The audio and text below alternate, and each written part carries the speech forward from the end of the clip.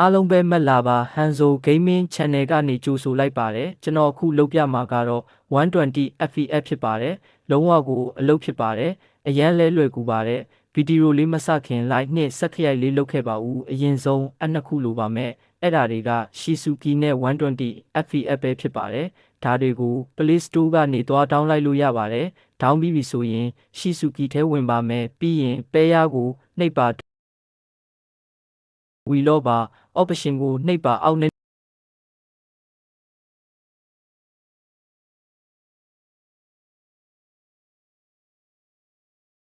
ဆွဲ wireless debugging ကိုဖွင့်ပြီးအဲ့ဒီထဲဝင်လိုက်ပါမြပြထားတဲ့နေရာကိုနှိပ်ပါကုတ်ပေါ်လာရင်ကုတ်ထဲပါ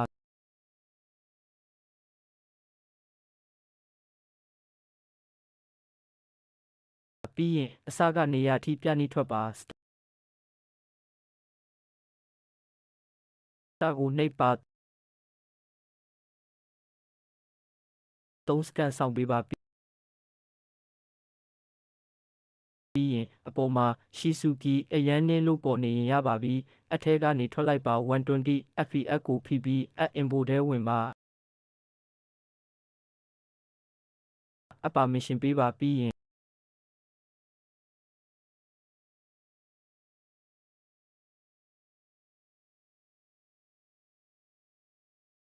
အထဲဝင်ပါဒီလိုပုံကြီးပဲပေါ်နေရင် Shizuki ထဲကစကိုပြန်နှိပ်ပါပြီး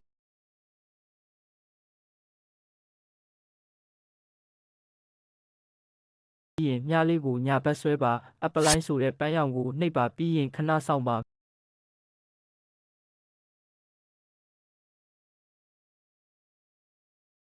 မြကိုဆွဲပြီးဂိမ်းထဲဝင်ပါ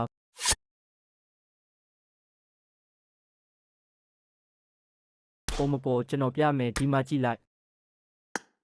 ပေါ်ပါတယ်ဗျစူပါစမူးနဲ့ပဲရတာပါဗျကျွန်တော်လည်းဒီလိုပဲဆော့တာပါဗျရာမားရာကောမန့်မှာမန်းခဲ့ပါဗျလုံးဝကိုစမူးဖြစ်ပါတယ်